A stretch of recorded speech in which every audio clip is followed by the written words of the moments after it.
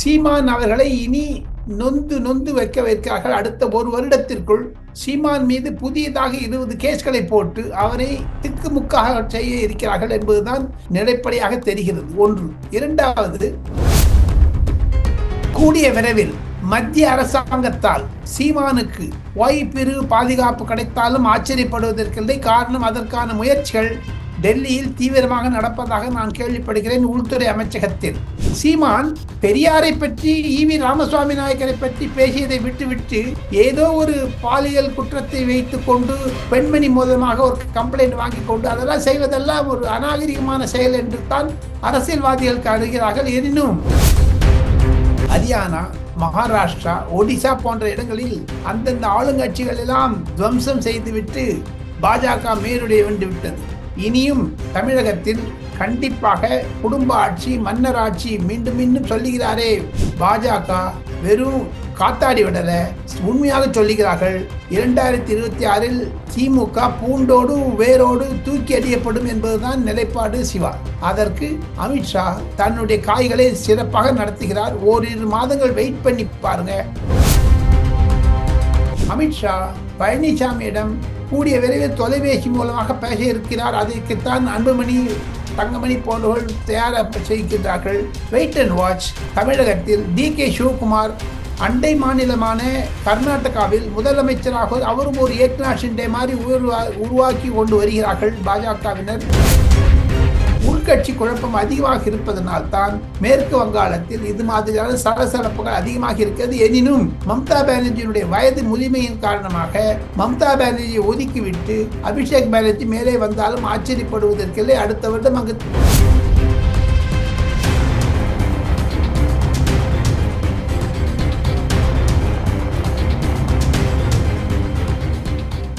Real one நண்பர்களுக்கு, நேயர்களுக்கு வணக்கம். தொடர்ச்சியாக பல்வேறு முக்கியமான தகவல்களை நம்முடைய வாசகர்களுடன் பகிர்ந்து வரும் மூத்த பத்திரிகையாளர் டெல்லி ராஜகோபாலன் சார் அவர்கள் நம்முடைய இருக்கிறார். வணக்கம் சார். நமஸ்காரம். நமஸ்காரம் சிவா. நமஸ்காரம் சார். தமிழ்நாட்டில் ஒரு பரபரப்பு அப்படின்னு எடுத்துக்கிட்டீங்க அப்படின்னா சீமான் விஜயலட்சுமி விவகாரம் தான். நேற்று சீமான் அவர்களுடைய வீட்டின் முன்னாடி காவல்துறையினர் சம்மன் ஒட்டி இருந்தாங்க. இந்த சம்மன் நாத்தாக்காவினரால், சீமான் வீட்டில் இருந்தவர்களால் கிழிக்கப்பட்டது. இந்த அடிப்படையில காவல்துறையினருக்கும் அங்கிருந்த காவலாளிக்கும், சீமான் வீட்டில் இருந்த காவலாளிக்கும் இடையில ஒரு தள்ளுமுள்ளி ஏற்பட்டு காவல்துறையினர் 2 பேரை குண்டு கட்டாக தூக்கி ஜீப்ல ஏற்றிட்டு போறாங்க. இந்த விவகாரம் ஒரு பரபரப்பா கிளப்பி இருக்கு. இதை எப்படி சார் பாக்குறீங்க? ரியல் ஒன் நேயர்களுக்கு ஒரு விசித்திரமான செய்தி என்ன என்று கேட்டால், சீமான் அவர்களை இனி நொந்து நொந்து வைக்கிறார்கள். அடுத்த ஒரு வருடத்திற்குள் சீமான் மீது புதியதாக 20 கேஸ்களை போட்டு அவரை திக்குமுக்காக செய்ய இருக்கிறார்கள் என்பதுதான் நிலைப்படையாக தெரிகிறது. ஒன்று. இரண்டாவது, சீமானுடைய ஆதரவாளர்கள் கொந்தளித்து இருக்கிறார்கள். ஈரோடு தேர்தலில் இருந்து சீமானுடைய கட்சியை உடைக்க வேண்டும், சதிக்க வேண்டும், நிதைக்க வேண்டும் என்றெல்லாம் சொல்லி சீமானை ஒரு எதிரியாக பார்க்கிறார் திராவிட முன்னேற்ற கழகத்தினர், ஸ்டாலின் உள்பட. அதனால்தான் சீமான் மீது இத்துணை தாக்குதல்கள். ஒன்று. கூடிய விரைவில் மத்திய அரசாங்கத்தால் சீமானுக்கு ஓய்வு பாதுகாப்பு கிடைத்தாலும் ஆச்சரியப்படுவதற்கில்லை. காரணம், அதற்கான முயற்சிகள் டெல்லியில் தீவிரமாக நடப்பதாக நான் கேள்விப்படுகிறேன். உள்துறை அமைச்சகத்தில் உள்துறை அமைச்சர் அமித்ஷா தமிழகம் வந்திருந்த பொழுது இது பற்றியான சேகரிப்புகளை, செய்திகளை சேர்த்து கொண்டார். ஒன்று. சீமானுக்கு அடுத்து வரக்கூடிய 6 மாதங்களில் அவரை சுற்றுப்பயணம் செய்யாமல் வைப்பது. ஏன்னா, இவர் அந்த பாஸ்கோ கேஸ்ல போட்டாங்கன்னா 90 நாளைக்கு ஜாமீனே கிடைக்காதுங்க சிவா. 10 வருஷம் ஜெயில் சிறை. ஆக மொத்தம் இந்த ஜெயில் டேர்ம் எல்லாம் பார்த்தீங்கன்னா எப்படி வழக்குகளில் சிக்கி சீமானை திக்குமுக்காக இருக்கதான் திமுகவுடைய நிலைப்பாடு. சீமானை பற்றி ஏன் திராவிட முன்னேற்ற கழகம் இப்படி பயப்படுகிறது என்று தெரியவில்லை. காரணம், பேனா வைத்தார், நான் போராடுவேன் என்றெல்லாம் சொன்னார். கருணாநிதியினுடைய சமாதிக்கு முன்னதாக பேனா வைக்கக்கூடாது, 80 லட்சம் ரூபாய், 1 கோடி ரூபாய் செலவில் எல்லாம் சொன்னார்கள். ஆக மொத்தம் சீமான் எந்த செயல் செய்தாலும் அவர் தனித்து செய்கிறார், கூட்டணி இல்லாமல் செய்கிறார். அவருக்கு என்று சில இளைஞர் பட்டாளம் இருக்கிறது. அவரை வளர்த்து விட்டதனால் வெயிட் அண்ட் வாட்ச், சீமான் ஒரு மாபெரும் சக்தியாக திகழ்வார் தமிழ்நாட்டில் என்பதுதான் இதன் நிலைப்பாடு தெரிகிறது. மத்திய பாஜகவும் சரி, மத்திய அரசாங்கமும் சீமானுக்கு கொடுக்கக்கூடிய இன்னல்களை எல்லாம் பார்த்து கொண்டிருக்கிறார்கள். கூடிய விரைவில் அவருக்கு பதவி, அதாவது பாதுகாப்பு அதிகரிக்கப்படும் என்று தான் எனக்கு கிடைக்கக்கூடிய செய்திகள் சொல்லுகின்றன. சிவா, சார், நாம் தமிழர் சீமான் அவர்களை பொறுத்த வரைக்கும் இன்று மாலை 6 மணி அளவுல போலீஸ் ஸ்டேஷன்ல செல்வதாக செய்திகள் வெளியாயிட்டு இருக்கு. சீமான் அவர்கள் கைது செய்யப்படுவதற்கான வாய்ப்புகள் இருப்பதாகவும் செய்திகள் வலம் வந்துகிட்டே இருக்கு சார். சீமான் கைது செய்யப்படுவாரா? அப்படி கைது செய்யப்பட்டால் அடுத்த கட்ட செயல்பாடுகள் நிலை எப்படி சார் தமிழகத்தில் இருக்கும்? வன்முறைகளுக்கு அடக்குமுறையாக மாறும். சீமானுக்கு ஆதரவாளர்கள் இளைஞர் பட்டாளம் கொழித்தெழுந்தேறும். திராவிட முன்னேற்ற கழகத்துடைய எதேச்சாதிகார போகு இதென்ன அவசர நிலை காலம் வந்துவிட்டது மாதிரி தான் தெரிகிறது.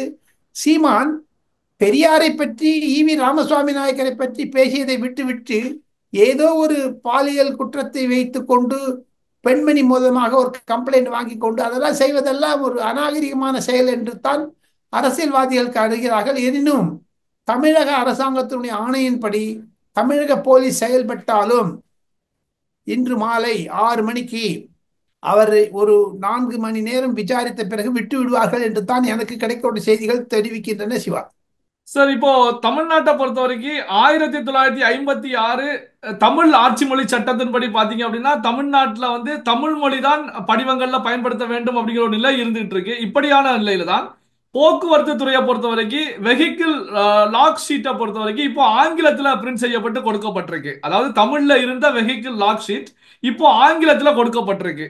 இதை எப்படி சார் பார்ப்பது? தவறான முயற்சிகள். காரணம் என்ன என்று கேட்டால், ஸ்ரீபெரும்புதூர், செங்கல்பட்டு, சிட்கோ எங்கெங்கெல்லாம் டிட்கோ இருக்கிறது அங்கெல்லாம் வட இந்தியன் கார், வட இந்திய லாரிகள், வட இந்திய மோட்டார்கள்லாம் வருவதனால் அதை ஆங்கிலத்தில் பிரச்சரிக்க வேண்டும் என்று ஆணையிட்டது தமிழக அரசாங்கம், போக்குவரத்துறை அரசாங்கம். ஏன் இந்த செயல்பாடு என்று தெரியவில்லை. தமிழுக்கு அநீதி இழைப்பதுதான் திராவிட முன்னேற்ற கழகத்தினுடைய செயலாய் தெரியவில்லை. இது பற்றி திராவிட முன்னேற்ற கழகத்துடைய தலைவர் மு.க.ஸ்டாலின் தெளிவுபடுத்த வேண்டும். போக்குவரத்து துறை அமைச்சர் தெளிவுபடுத்த வேண்டும். காரணம், இது பற்றி மாறுதல்களாக கருத்துகள் இருந்தால் நாளைக்கு ஹிந்தியில பாடம் கேட்பாங்க, தெலுங்குல பாடம் கேட்பாங்க, ஏன்னா அண்டை மாநிலமான கர்நாடகாவில் பாடம் கேட்பாங்க. எந்த தென்னிந்திய மாநிலங்களிலும் ஆங்கிலம் இல்லை. ஏன் தமிழகத்தில் இது மாதிரி புது முயற்சிகளை செய்கிறார்களோ தெரியவில்லை. இதுவும் திராவிட முன்னேற்ற கழகத்திற்கு ஒரு தலைவலியாகத்தான் போய் முடியும். அதை உடனே வாபஸ் பெற்றால்தான் சரியாகும் என்று பல கருதுகிறார்கள். சிவா சார், இந்தி மொழியை எதிர்க்கக்கூடிய திமுக பொறுத்த வரைக்கும் தமிழை பின்னுக்கு தள்ளி ஆங்கிலத்தை முன்னிலைப்படுத்துவதை எப்படி சார் எடுத்துக்கிறது? தவறான போக்கு. திராவிட முன்னேற்ற கழகத்திற்கு இது புரிந்தால் தேவையில்லை, புரியவில்லை என்றால் புரிய வைப்பார்கள் பொதுமக்கள்.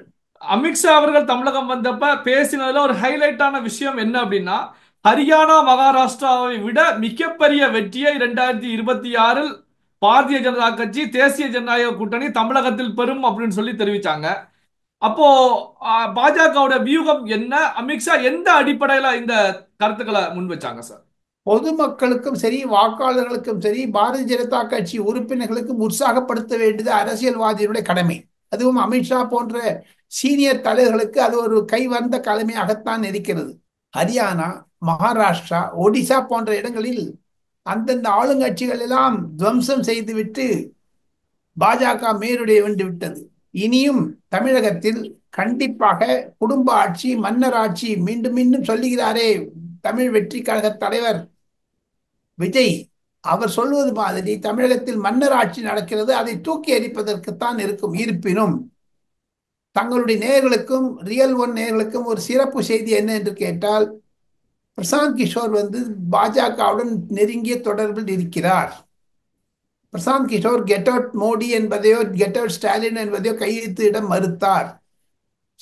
பிரசாந்த் கிஷோர் அடிக்கடி அமித்ஷாவுடன் தொலைபேசியில் பேசிக் கொண்டிருக்கிறார். பாஜகவுடைய சீனியர் தலைவர்கள் பீகாரில் இருப்பதுடன் பேசுகிறார். ஆக மொத்தம் என்னை பொறுத்த மட்டும் பாஜக வெறும் காத்தாடி விடல, உண்மையாக சொல்லுகிறார்கள்.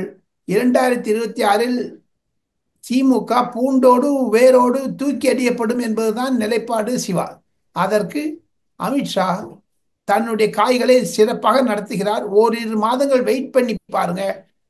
சில ரகசிய தகவல்களை நான் தயாராக இருக்கிறேன். காரணம், அதிமுகவுடன், விஜயுடன், பாட்டாளி மக்கள் கட்சியுடன், ஜி.கே. வாசுடைய தமிழ் மாநில கட்சியுடன், பாவேந்தருடன் ஏசி சண்முகத்துடன். அதையும் தவிர வரக்கூடிய நாட்களில் தேவேந்திர குல வேளாளருடைய கட்டுப்பாட்டில் இருக்கக்கூடிய அனைத்து கட்சிகளும் ஒன்று சேர்த்து ஒரு மாபெரும் கூட்டணியாக என்டிஏ என்று சொல்லுகிறார், பாஜக என்று கூட சொல்லவில்லை. அதில் அதிமுக எப்படி அங்கம் பெறும் தெரியவில்லை. ஆக மொத்தம் அமித்ஷாவுடைய பேச்சை நுணுக்கமாக பார்த்தால், ஆங்கிலத்தில் சொல்வார்களே to read in between the line, வரிக்கிடையே பேசுவதை பார்த்தால் கண்டிப்பாக அமித்ஷாவிற்கு ஒரு பலத்த திட்டம் இருக்கிறது. தமிழகத்தில் ஒரு பூகம்பத்தை அவர் கொண்டு வர இருக்கிறார் சிவா. சார், அமித்ஷா அவர்கள் தமிழகம் வந்தப்ப எஸ்பி வேலுமணி அவர்கள் அமித்ஷா அவர்களை சென்று சந்திச்சு பேசியிருக்காங்க. எடப்பாடி பழனிசாமி அவர்கள் பாஜக கூட்டணியே வேண்டாம் அப்படின்னு சொல்லி பாஜகவுக்கு எதிராக செயல்படக்கூடிய நிலையிலையும் இந்த சந்திப்பு நடந்திருக்கிறது. இந்த சந்திப்புடைய பின்னணி என்னவாக சார் இருக்கும்? சந்திப்பில் பிறகு ஒரே ஒரு விஷயத்தில் தான் செய்ய வேண்டும். புரியது என்ன என்று கேட்டால், அமித்ஷா பழனிசாமியிடம் கூடிய விரைவில் தொலைபேசி மூலமாக பேச இருக்கிறார். அதற்குத்தான் அன்புமணி, தங்கமணி போன்றவர்கள் தயாராக செய்கின்றார்கள். Wait and watch. தமிழகத்தில் DK சிவகுமார் அண்டை மாநிலமான கர்நாடகாவில் முதலமைச்சராக அவரும் ஒரு ஏக்நாத் ஷிண்டே மாதிரி உருவாக்கி கொண்டு வருகிறார்கள் பாஜகவினர். அதனால்தான் அவர் ஹிந்துக்கு சாதகமாக பேசுகிறார். ஹிந்துத்துவாவை கையில் எடுத்து விட்டார். சித்தராமையா அரசாங்கத்தை கவிழ்த்து விட வேண்டும் என்று நினைக்கிறார்கள். அடுத்தபடியாக பாஜகவுடைய செயல் திட்டம் என்ன என்று கேட்டால், தென்னிந்தியாவை பொறுத்தமட்டில் தமிழகத்தில் அதிமுகவை ஒன்று சேர்த்து வைத்து அதிமுகவுடன் சேர வேண்டும் என்பது அது ஏப்ரல் மே மாதத்திற்குள் முடிவடைந்துவிடும் சிவா. சார், இப்போ தமிழக முதலமைச்சர் மு.க. ஸ்டாலின் அவர்களை பொறுத்த வரைக்கும் அவருடைய பிறந்த நாளை முன்னிட்டு தொண்டர்களுக்கு ஒரு வீடியோ ஒன்று வெளியிட்டு இருக்காங்க. அந்த வீடியோவில் தமிழையும் தமிழர்களின் உரிமைகளையும் பாதுகாக்க திமுக போராட்டத்தை கையில் எடுக்கும் போது மத்தியில் ஆட்சியில் இருக்கக்கூடியவர்களை பொறுத்த வரைக்கும் தேச துரோகிகள் அப்படிங்கிற முத்திரையை நம்ம மேல குத்துறாங்க. ஆனா இந்திய ஒன்றியத்தின் பன்முகத்தன்மையையும் மொழிவாரி பண்பாட்டையும் சிதைக்கக்கூடியவர்கள் தான் தேச துரோகிகள் அப்படின்னு சொல்லி கருத்துக்களை முன் வச்சிருக்காங்க. இதை எப்படி சார் பாக்குறது? ஸ்டாலின் மிக மிக மூத்த அரசியல்வாதி. 50 வருடங்களாக தமிழக அரசியல் பார்த்து கொண்டிருக்கிறார். ஆனால் வட இந்தியாவிலிருந்து தமிழகத்தை பார்க்க வேண்டுமானால், வட இந்தியாவிலிருந்து பாஜகவுடைய ஆதிக்கத்தை தமிழகத்தில் புகுத்த வேண்டுமானால் சமஸ்கிருதத்தையும் இந்தியும் ஏன் சேர்த்து விட்டார்கள்? திமுகவிற்கு ஒரு நிலைப்பாடு இல்லை சிவா. பேசுகிறார்கள், ஒருங்கிணைப்பு கிடையாது. மனதில் வந்ததை பேசுகிறார்கள். அதை மொத்தம் அவர் பயந்திருப்பதைத்தான் தெரிகிறது. பாருங்க, ஹிந்தி ஆட்சி மொழின்னு சொன்னாங்க. நேஷனல் எஜுகேஷன் பாலிசி பத்தி பேசினாங்க, புதிய கல்வி திட்டத்தை பத்தி, நீட்டு பத்தி பேசினாங்க. இதெல்லாம் பேசுறாங்க. தடால்னுட்டு இப்போ வீடியோ வெளியிடுறாரு பிறந்த நாளைக்காக. வீடியோ வெளியிட்ட அப்புறம் சமஸ்கிருதத்தையும் தமிழகத்தினுடைய செய்திகள் வட இந்தியாவில் குறிப்பாக ஹிந்தி பேசக்கூடிய மாநிலங்களில் திமுகவை ஒரு தேச துரோகியத்தான் பார்க்கிறார்கள் சிவா. எது இருப்பினும் அது திமுகவிற்கு எதிர்வினையாகத்தான் போய் முடியும். ஏன்னா அகிலேஷ் யாதவ், லாலு பிரசாத் யாதவ், தேஜஸ்வி யாதவ் எல்லாம் இதை ஒத்துக்கவே மாட்டாங்க. ஹிந்தி திருப்பி போய் சொல்லுவதை ஒத்துக்கொள்ள மாட்டாங்க. அதனால சமஸ்கிருதத்தை சேர்த்துக்கிறாங்க. இதுல என்ன வேடிக்கை இருக்குது? அவங்க உருது விட்டுட்டாங்க, சமஸ்கிருதத்தை சேர்த்துக்கிறாங்க. வட இந்தியாவை ஹிந்தியை பத்தி பாருங்க. தமிழ்நாட்டில் சிவா எந்த துணி கடைக்கு போங்க, சீனகல்ல நெல்லி சின்ன சாமி கட்டியா இல்லை போத்திஸ் எங்க ஒன்னா போங்க, அங்க ஒரு 500 ஹிந்திக்காரன் இருக்காங்க. ஹோட்டல்ல சாப்பிட போங்க, அங்க ஹிந்திக்காரன் இருக்கான். டிரைவர் ஹிந்திக்காரனா இருக்கான். ஏசி ரிப்பேர் பண்றவனா ஊபர்ல வர, அதாவது அவங்களும் இதுவா இருக்காங்க. ஸோ ஆக மொத்தம் we have to wait and watch. Sir, west பெங்காலை பொறுத்த வரைக்கும் 2011 ஆசிரியர் நியமன ஊழல் விவகாரத்துல வெஸ்ட் பெங்காலுடைய சிஎம் மம்தா பானர்ஜியுடைய மருமகன் அபிஷேக் பானர்ஜி தொடர்பு இருக்கிறது அப்படின்னு சொல்லி சிபிஐ குற்றப்பத்திரிகை தாக்கல் செய்திருக்காங்க. இது வெஸ்ட் பெங்கால்ல பெரிய ஒரு சலசலப்பை உருவாக்கி இருக்கிறது. இதை எப்படி சார் பாக்குறீங்க? கண்டிப்பாக வெஸ்ட் பெங்கால்ல மம்தா பானர்ஜியினுடைய நீண்டகால அரசியல் தொடர்பு வந்து கடந்த 30-40 ஆண்டுகளாக அந்த அம்மையார் மேற்கு வங்காள அரசியலை ஆதிக்கம் செலுத்தி வந்தாங்களே, அது குறைய ஆரம்பித்து விட்டது. அவருடைய மருமகன் அபிஷேக் பானர்ஜி முதலமைச்சராக வேண்டும் என்று துடிக்கிறார். தமிழகத்தில் எப்படி துணை முதலமைச்சராக உதயநிதி ஸ்டாலினை போட்டாங்களோ என்னை முதலமைச்சராக்கு என்று மம்தா பானர்ஜி போராடி கொண்டிருக்கிறார். எனினும் அபிஷேக் பானர்ஜி ஒரு லோக்சபா எம்பி. அவர் துணை முதலமைச்சராக முடியாது. கட்சியை பிடித்து விட்டால் கட்சியிலிருந்து பலர் கேள்விக்குறி ஆரம்பித்து விட்டார்கள் அபிஷேக் பானர்ஜியை பற்றி. உள்கட்சி குழப்பம் அதிகமாக இருப்பதனால் தான் மேற்கு வங்காளத்தில் இது மாதிரியான சலசலப்புகள் அதிகமாக இருக்கிறது. எனினும் மம்தா பானர்ஜியினுடைய வயது முதுமையின் காரணமாக மம்தா பானர்ஜியை ஒதுக்கிவிட்டு அபிஷேக் பானர்ஜி மேலே வந்தாலும் ஆச்சரியப்படுவதற்கில்லை. அடுத்த வருடம் அங்கு தேர்தல் நடக்க இருக்கிறது. பல்வேறு முக்கியமான தகவல்களை நம்முடைய வாசகர்களுடன் பகிர்ந்து கொண்டதற்கு நன்றி சார். நன்றி நன்றி நன்றி நன்றி.